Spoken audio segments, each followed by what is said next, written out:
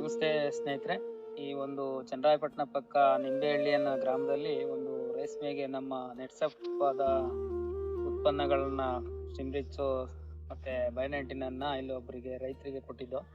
ಆ ರೈತರು ಈ ಒಂದು ರೇಷ್ಮೆಗೆ ಸಿಂಪರಣೆ ಮಾಡಿದ ಬದಲಾವಣೆ ಏನ್ ಕಂಡಿದ್ದಾರೆ, ಅದರಿಂದ ಆದಾಯ ಏನ್ ಕಂಡಿದ್ದಾರೆ ಅನ್ನೋದನ್ನ ಅವ್ರ ಮುಖಾಂತರ ನಾವು ತಿಳಿಸ್ಕೊಳ್ಳೋಣ. ನಮಸ್ತೆ ಚಂದ್ರಣ್ಣರೇ. ನಮಸ್ತೆ.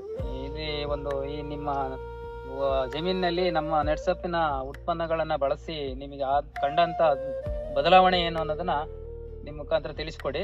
ಮೊದಲನೇದಾಗಿ ನಿಮ್ಮ ಊರು ಮತ್ತೆ ನಿಮ್ಮ ಹೆಸರು ಏನಂತ ಪರಿಚಯ ಮಾಡ್ಕೊಂಡು ಅದ್ರ ಮುಖಾಂತರ ನಮಗೆ ಈ ಒಂದು ವಿಡಿಯೋದಲ್ಲಿ ತಿಳಿಸ್ಕೊಡುವಂತರಾಗಿ. ನಮ್ಮ ಹೆಸರು ನಿಂಬೆಹಳ್ಳಿ ಚಂದ್ರು ಅಂತ. ನಾವು ರೇಷ್ಮೆ ಬೆಳೆಗಾರರು. ಸುಮಾರು 8 ವರ್ಷದಿಂದ ರೇಷ್ಮೆ ಮಾಡ್ತಾ ಇದ್ವಿ. ಇದುವರೆಗೂ ಕೆಮಿಕಲ್ ಗೊಬ್ಬರದಲ್ಲಿ ಹಾಕೊಂಡೆ ನಾವು ರೇಷ್ಮೆ ಮಾಡ್ತಾ ಇದ್ದು. ಈ ಸರಿಯ ನೆಟ್ಸರ್ಪಿನ ಬೈ 99 ಮತ್ತೆ ಸಿಮ್ರಿಚನ್ನ ಈ ಸರಿ ಉಪಯೋಗಿಸಿದ್ವಿ. ಈ ಸರಿ ಕ್ವಾಲಿಟಿ ಚೆನ್ನಾಗಿ ಬಂದಿದೆ. ಮಾಮೂಲಿ ಏನು ಗೊಬ್ಬರ ಹಾಕಿದಾಗೆ ಬರೋದು ಅದಕ್ಕಿಂತಲೂ ಕ್ವಾಲಿಟಿ ಚೆನ್ನಾಗಿ ಬಂದಿದೆ. ಇದನ್ನ ಉಪಯೋಗಿಸ್ಬೋದು.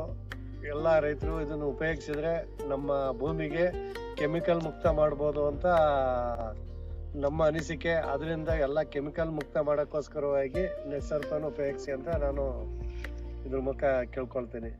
ಈಗ ಇದು ಮೊದ್ಲಿಗಿಂತ ಗೊಬ್ಬರ ಹಾಕಿ ರಾಸಾಯನಿಕ ಗೊಬ್ಬರ ಹಾಕಿಗಿಂತಲೂ ಎಲೆ ಥಿಕ್ನೆಸ್ಸು ಮತ್ತೆ ಶೈನಿಂಗು ಮತ್ತೆ ಇಲ್ಲಿ ಹುಳ ಇದಿರೋದು.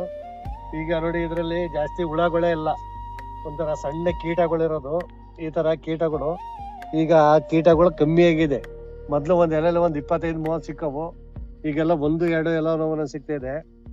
ಅದರಿಂದ ಎಲ್ಲಾರು ಥಿಕ್ನೆಸ್ ನೋಡಿ ಭಾರಿ ಚೆನ್ನಾಗಿದೆ. ಎಲ್ಲ ಶೈನಿಂಗ್ ಆಗಲಿ, ಎಲ್ಲ ಕ್ವಾಲಿಟಿ ಆಗಲಿ, ಮತ್ತೆ ಒಂದು ಹಣ್ಣೆಲ್ಲ ಬಿದ್ದಿಲ್ಲ, ಒಂದು ನೀಟಾಗಿ ಮಾಮೂಲಿ ಏನ್ ಬೆಳವಣಿಗೆ ಬಂದಿದೆ ಅದಕ್ಕಿಂತಲೂ ಚೆನ್ನಾಗಿ ಬೆಳವಣಿಗೆ ಇದೆ.